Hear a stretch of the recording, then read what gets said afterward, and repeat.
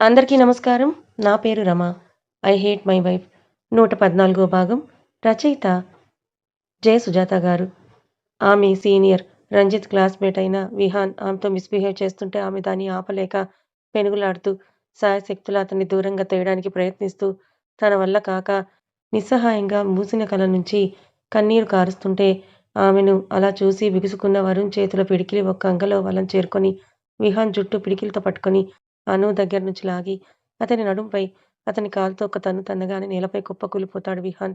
అప్పటి వరకు కళ్ళు బిగపట్టి ఉన్న అను డబ్బని వినిపించిన సౌండ్‌కి కళ్ళు తెరిచి ఎదురుగా ఉన్న వరుణ్‌ని చూసి వరుణ్ బావ అని ఏడుస్తూ వచ్చి అతన్ని హగ్ చేసుకుంటే, విహాన్ ఆమెను కొట్టడం వల్ల బుగ్గలు వాచి ఎర్రగా ఉంటే, ఆమె డ్రెస్ చిరిగిపోవడంతో ఆమెనలా చూసి వరుణ్‌కి కోపం పెరిగిపోగా, ఆమెను ఒక చేత్తో పట్టుకొని కింద పడిన విహాన్‌ని కాలుతో ఇష్టం వచ్చినట్టుగా తన్నుతాడు. రేయ్! అని అరుస్తూ వరుణ్ దెబ్బల నుంచి తప్పించుకొని పైకి లేచిన విహాన్, వరుణ్ నాకది కావాలి. నీకు దాని మీద ఇంట్రెస్ట్ ఉందని అర్థమవుతోంది. ఇలా గొడవ పడకుండా మనిద్దరం ఒక డీల్‌కి వద్దాం. తనతో మనం ఈ నైట్ మొత్తం పంచుకుంటూ ఎంజాయ్ చేద్దాం. ఎలాగో ఈ కాలేజ్ మీదే కాబట్టి ఈ విషయాన్ని బయటకు రాకుండా చేస్తే ప్రాబ్లమ్ సాల్వ్డ్ అని తేలిగ్గా అన్న విహాన్ మాటలకి వరుణ్ చేతి నరాలు పొంగి పైకి కనిపిస్తే ఎర్రటి కళ్ళతో తనని పట్టుకొని ఏడుస్తున్న అనుని పక్కకి జరిపి నీకు నేనెలా కనిపిస్తున్నానురా కుక్క అని పిడికిలి బిగించి వాడి మొహంపై ఒక్క షాట్ ఇవ్వగా పడిపోతున్న వాడి కాలర్ పట్టుకొని తన వైపు నిలబెట్టి ఏమన్నావు? తన మీద నాకు ఇంట్రెస్ట్ ఉందా? అవును ఇంట్రెస్ట్ ఉంది. కానీ నీలా ఒళ్ళు కావరం ఎక్కిన పిచ్చి కుక్కలా మీద పడే ఇంట్రెస్ట్ కాదురా. తను ఒప్పుకుందంటే నా గుండెల్లో పెట్టుకొని యువరాణిలా జీవితాంతం చూసుకునే ఇంట్రెస్ట్. నా భార్యగా చేసుకునే ఇంట్రెస్ట్. మా అమ్మకి చిన్న కోడల్ని చెయ్యాలనే ఇంట్రెస్ట్. నాకు నీకు సాపత్యం ఏంట్రా అని వాడిని కొట్టిన చోట కొట్టకుండా కొడుతున్న వరుణ్ నీ చూపు నా అను మీద ఉందని ఊహించలేదు. లేదంటే ఈ పాటికే నిన్ను నా కాలేజ్ దరిదాపుల్లో కూడా రానిచ్చేవాణ్ణే కాదు అని కొట్టి, వాచ్‌మెన్ సహాయంతో ఈడ్చి బయటపడేసి వాడింకా ఈ కాలేజ్‌లో ఎప్పటికీ కనిపించకూడదు. డీబార్ చేసేయండని కాలేజ్ ప్రిన్సిపల్‌కి కాల్ చేసి, ఆ కాలేజ్ వన్ ఆఫ్ ది డైరెక్టర్‌గా ఆర్డర్ వేసి, కాల్ కట్ చేసిన వరుణ్ నీరసంతో కళ్ళు తిరిగి పడిపోతున్న అనుని పట్టుకొని వాటర్ కొట్టి లేపినా ఆమె లేవకపోవడంతో పానిక్ అవ్వడం వల్ల స్పృహ తప్పిందని అనుకుంటూ తన కారులో కూర్చోబెట్టుకొని వెళ్ళిపోతాడు.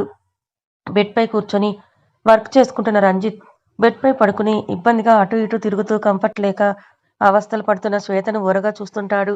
అలా చూడకపోతే దగ్గరికి రావచ్చు కదా!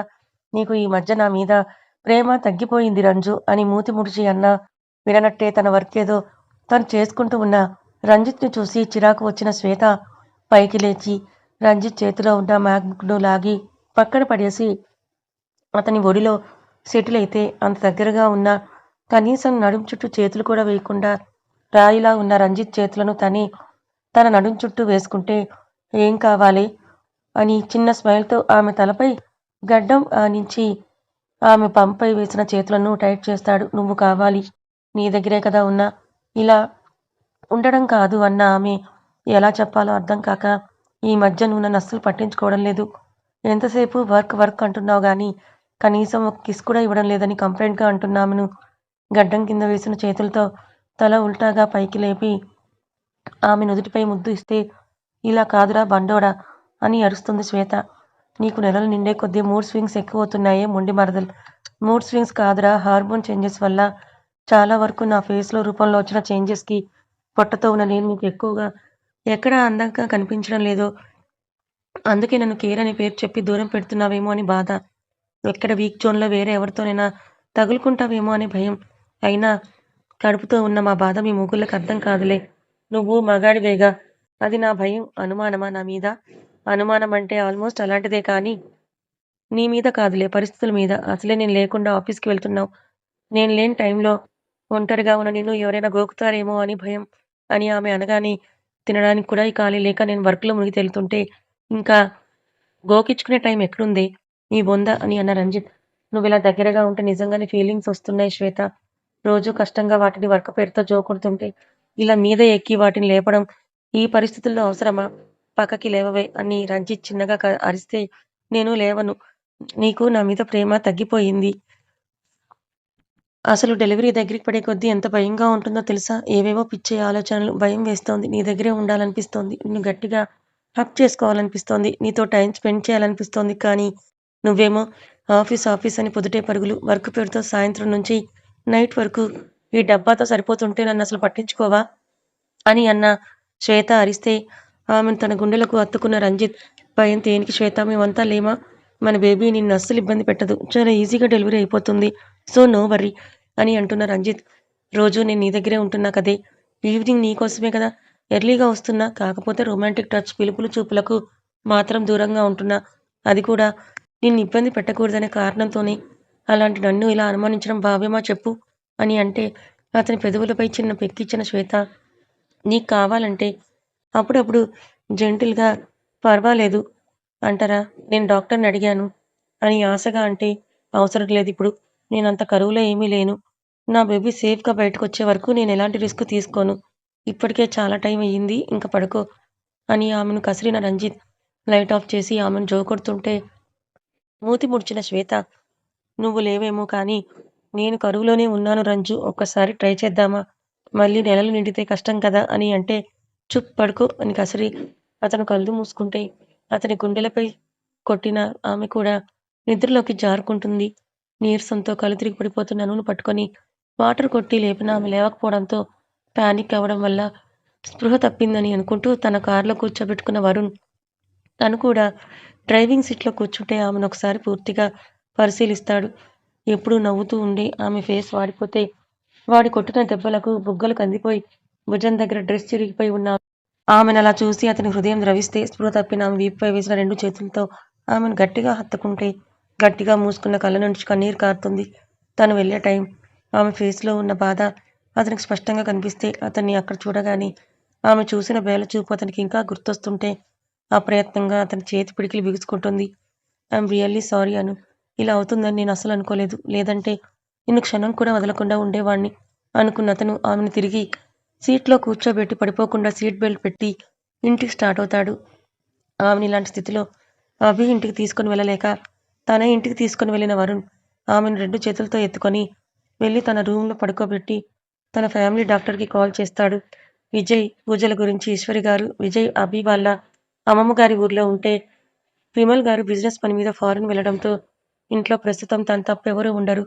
వైసుకి కాల్ చేసి విషయం చెప్పి కంగారు పెట్టలేక ఆ రోజే ఫారిన్ నుంచి వచ్చిన అభికి కాల్ చేసి విషయం చెప్తే ముందు కంగారు పడిన అభి తను సేఫ్‌గా ఉందని వరుణ్ చెప్పాక కంగారు తగ్గించుకొని నేనొస్తున్నా అని వరుణ్‌కి మాట్లాడే అవకాశం ఇవ్వకుండా కాల్ కట్ చేసిన అభి నిద్రపోతున్న ఐసు వైపు చూసి ఆమె నుదుటిన ముద్దు పెట్టి డ్రెస్ వేసుకొని నిద్రపోతున్న అందరిని డిస్టర్బ్ చేయడం ఇష్టం లేక అభి ఇంటికి లాక్ వేసుకొని వరుణ్ ఇంటికి స్టార్ట్ అవుతాడు. డాక్టర్ వచ్చేలోపు ఆమె చిరిగిన డ్రెస్‌ని చూసి అతని జాకెట్ ఆమెకు తొడిగిన అతను ఆమె ఫేస్‌ను వెట్ వైపర్స్‌తో క్లీన్ చేస్తాడు. ఈలోపు డాక్టర్ రావడం, ఇంజెక్ట్ చేయడం, దేనికో పానిక్ అవ్వడం వల్ల పెయింట్ అయిందని చెప్పి అతను వెళ్ళిపోగానే అభి వస్తాడు. డాక్టర్‌ని పంపి ఇంకా హాల్లోనే ఉన్న వరుణ్ అభిని చూస్తే అను ఎక్కడ అని అడిగిన అభికి పైన ఉందని వేలుతో చూపిస్తూ అభిని తనతో పాటు రూమ్‌కి తీసుకొని వెళ్తాడు. ఎప్పుడూ ఆట పట్టిస్తూ చలాకీగా ఉండే అనుని అలా చూసి అతని మనసు బాధతో మునిగితే అను ఇలా అవ్వడానికి కారణమైన వాడిని తలుచుకోగానే అతని చేతి పిడికిలి బిగుసుకుంటుంది. వాడిప్పుడు ఎక్కడున్నాడు వరుణ్ అని అడిగిన అభికి గవర్నమెంట్ హాస్పిటల్‌లో శవాల మధ్య జీవచ్ఛవంలా పడి ఉన్నాడన్నయ్య అని వరుణ్ అనగానే అతని వైపు చూసిన అభి నీకెందుకురా ఇవన్నీ?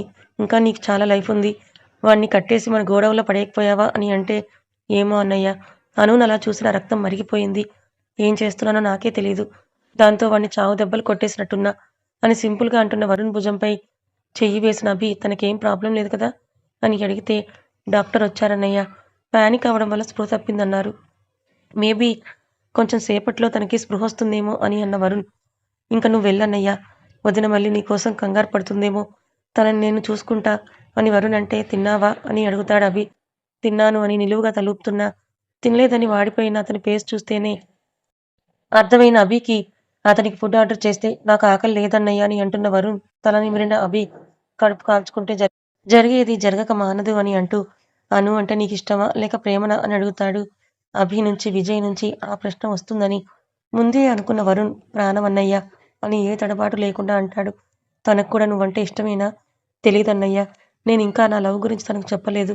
ముందు మా స్టడీస్ గురించే మా ఆలోచన అని వరుణ్ అనడంతో తన లైఫ్ గురించి ఒక క్లారిటీ ఉన్న వరుణ్ భుజంపై చెయ్యి వేసి తడుతూ అభి అప్రిషియేట్ చేస్తే అప్పుడే ఆర్డర్ పెట్టిన ఫుడ్ రావడంతో తను వెళ్ళిపోతే తినడు అనుకున్న అభి వరుణ్ తినే వరకు అక్కడే ఉంటే తినాలని లేకపోయినా అభి కోసం బలవంతంగా 2 ముద్దలు తిన్న వరుణ్ జాగ్రత్త అని చెప్పి వెళ్ళిపోతే అను లేచే వరకు మనశ్శాంతి ఉండదని అనుకున్న వరుణ్ ఇంకా స్పృహ రాకుండా పడుకొని ఉన్న అను పక్కన కూర్చొని ఆమెనే చూస్తూ నిద్రకు దూరమవుతాడు. ఎప్పట్లా పొద్దుటే లేచిన విజయ్ స్నానం చేసి పట్టు బట్టల్లో తల్లి దక్ష అన్నపూర్ణ గారితో గుడికి వెళ్తే అప్పటికే తన కోసం రెడీగా ఉన్న పూజారిని చూసి అప్పటికే 10 రోజుల నుంచి అలవాటుగా మారిన దినచర్య కావడంతో చెరువులో 3 మునకలు ఈజీగా వేస్తే ఎటువంటి వణుకుడు, చలి లేకుండా తడి బట్టల్లో ఆయన ముందు నిలబడతాడు విజయ్.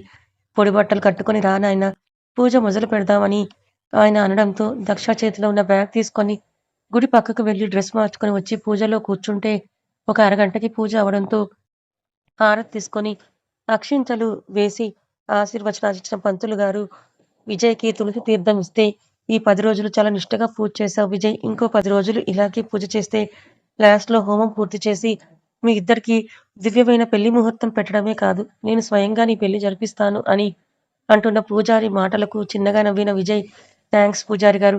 మీరు కఠినంగా ఉండబట్టే నేను పూజని నిష్టగా చేయగలుగుతున్నా.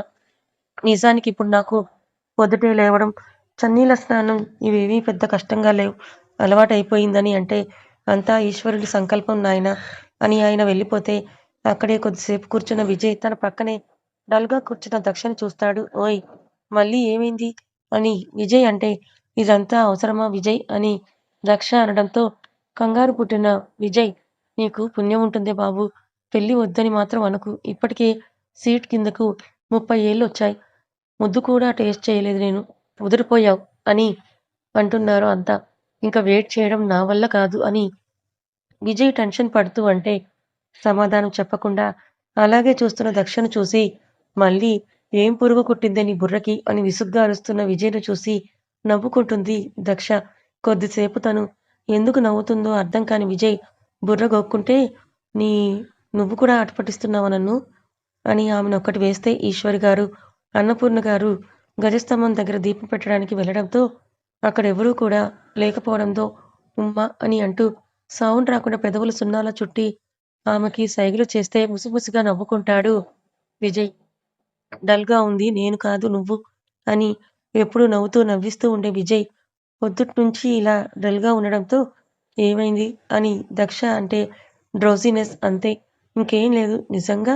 అవునే అని విజయ్ నొక్కి అరిస్తే, పెళ్లి కోసము పూజలు చేసే పాపం పసివాడు నిద్రను త్యాగం చేశాడు. అయ్యో పాపం పసివాడు అని నవ్వుతూ పేరడీ పాడుతున్న దక్ష తనని వెక్కిరిస్తోందని అర్థమైన విజయ్ ఆమె తలపై ఒక్క మొట్టికాయ వేస్తే, "పాడవే పాడు మన పెళ్ళవని. అప్పుడు నాతో పాటు నువ్వు కూడా నిద్ర త్యాగం చేద్దువు గాని" అని విజయ్ కొంటిగా అంటే, "నేనెందుకు నిద్ర త్యాగం చేస్తా" అని ఆలోచిస్తున్న ఆమెకు, "ఎన్నో రాత్రులొస్తాయి గాని రాదీ వెన్నెలమ్మ, ఎన్నో ముద్దులిస్తారు గాని లేదే వేడి చెమ్మ, అన్నాడే చిన్నోడు" అని విజయ్ పాడుతున్న పాటకు ఆమెకు బల్బు ఒక్కసారిగా వెలగడంతో, "ఈడియట్! ఇది గుడి. గుడిలో ఏం మాట్లాడుతున్నారో మీకసలు అర్థమవుతోందా" అని ఆమె సిగ్గుపడుతూ అంటే, "ఈడియట్‌నా" అని నోరు తెరిచిన విజయ్ మగాడిగా ఉన్న భయం, రెస్పెక్ట్ మీ ఆడాళ్ళకి మొగుళ్ళయ్యేసరికి పోతాయే అని చెయ్యి గాల్లోకి చూపిస్తూ విజయ్ వెటకారం మిక్స్ చేసి అంటే, "అంతే మరి. నా మొగుడు అని హక్కుగా ఎందుకనుకుంటావ్? మరి ముద్దు వచ్చినప్పుడల్లా ముద్దెలా పెడతాము. కోపం వచ్చినప్పుడు కూడా అలాగే తిడతాం, కొడతాం. అయినా ముందు స్టార్ట్ చేసింది మీరే. గుడిలో ఏం మాట్లాడాలో తెలియదా?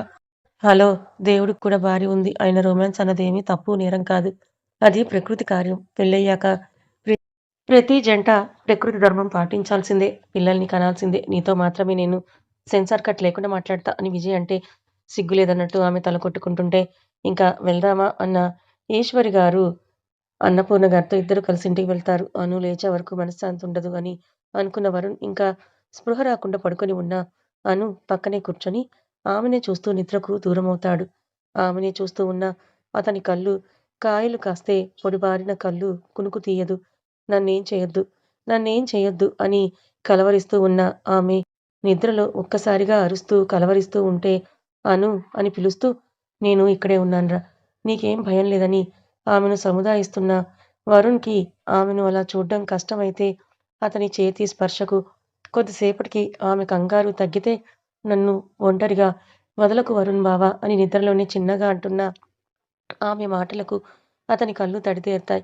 కొద్దిసేపటికి వణుకుతున్న ఆమెకు జ్వరం వచ్చింది అని ఈజీగా అర్థమైన వరుణ్ ముందే డాక్టర్ ఇచ్చిన టాబ్లెట్ నిద్రలోనే ఆమెకు మింగిస్తే తను వెళ్ళని ఆ కొద్దిసేపట్లో ఆమె ఎంత భయపడిందో అతనికి అర్థమై గుండె కలుక్కుమంది. తన మీద తనకే కోపం వస్తుంది. టాబ్లెట్ వేసిన కొద్దిసేపటికి ఆమె ఒళ్ళు చల్లబడినా భయం తగ్గకపోవడంతో నైట్ మొత్తం అను చేయి పట్టుకొని ఆమె పక్కనే కూర్చుంటాడు. ఉదయమే మెలకువ వచ్చిన అను కళ్ళు తెరిచి చుట్టూ చూస్తే ఆమె చేతిని పట్టుకొని బెడ్‌కి జారబడి పడుకున్న వరుణ్‌ని చూస్తుంది. అతన్ని చూడగానే ఆమెకు నిన్న జరిగింది గుర్తు రాగానే కంగారుగా ఆమె పైకి లేచి కూర్చుంటే ఆమె కదలడంతో మెలకువ వచ్చిన వరుణ్ లేచి కూర్చొని వెరుకు చూపులు చూస్తున్న అను భుజం పట్టుకొని అను అని చిన్నగా పిలుస్తాడు. వరుణ్ బావ వాడు వాడు అని అంటున్న ఆమె నుదుటిన పట్టిన చెమటల్ని చూసి ఇంకా అదే ట్రాన్స్‌లో ఉన్న ఆమెను ఓదారుస్తూ నీకేం కాలేదను, కంగారు పడకు. నువ్వు మనింట్లోనే ఉన్నావు అని అతను అంటూ ఉంటే చుట్టూ చూసిన ఆమె వరుణ్‌ను హత్తుకొని గట్టిగా ఏడవడం స్టార్ట్ చేస్తుంది. నీకేం కాలేదను అని అంటున్న అతని గొంతు కూడా బాధతో క్రాక్ అవుతుంది. ఊర్లోనే ఇంటర్ వరకు చదువుకున్న ఆమె ఎప్పుడూ తల్లిదండ్రులని వదిలి దూరంగా వెళ్ళిందే లేదు. కేవలం అమ్మమ్మ వాళ్ళింటికి తప్ప. అది కూడా ఒక్కరోజే. అంతకన్నా ఎక్కువ ఉండేదే కాదు. కానీ ఐసు ఉందని, మేనత్త దగ్గరే ఉంటుందని ధైర్యంతో తన పేరెంట్స్ ఇక్కడ జాయిన్ చేస్తే ఇప్పటి వరకు ఏ భయం లేని ఆమెకు నిన్న జరిగిన సంఘటనకు ఒక రకమైన ఇన్‌సెక్యూరిటీ ఫీలింగ్, తెలియని భయం, ఆందోళన ఆమెను ఆవహిస్తే నేను మా ఊరు వెళ్ళిపోతాను. నాకు చాలా భయంగా ఉంది. వాడు నన్ను వదలడు. నేను వాడితో వన్ నైట్ స్టాండ్ అని అంటున్న ఆమె ఇంక మాట్లాడలేక 2 చేతుల్లో మొహాన్ని దాచుకొని ఏడుస్తుంటే ఆమెను ఎలా కంట్రోల్ చేయాలో అర్థం కాని వరుణ్ ఆమెను తన గుండెలకి హత్తుకుంటాడు. తల్లి, తండ్రులను తన రూమ్‌కి పిలిచిన రంజిత్, శ్వేత చేతుల్లో కొన్ని పేపర్స్ పెడితే ఏంటివి అన్నట్టుగా రంజిత్ వైపు ఆమె చూస్తే చూడు అన్నట్టు ఒక లుక్ ఇవ్వడంతో వాటిని చదివిన శ్వేత ఫేస్ వెలిగిపోతే నిజమా రంజు అని ఆనందంగా అడుగుతుంది. ఆమె హా అని వాళ్ళు ఏం మాట్లాడుతున్నారో అర్థం కాక చూస్తున్న కేశవ, కౌసల్య గారి చేతుల్లో భార్య చేత పేపర్స్ పెట్టి ఇల్లు తీసుకున్నాను నాన్న మీ పేరు మీద అని రంజిత్ అంటాడు. కథ ఇంకా ఉంది. ఈ కథ మీకెలా అనిపించింది? నచ్చిందా? నచ్చితే లైక్ చేయండి. మరికొంతమందికి షేర్ చేయండి. Thank you so much.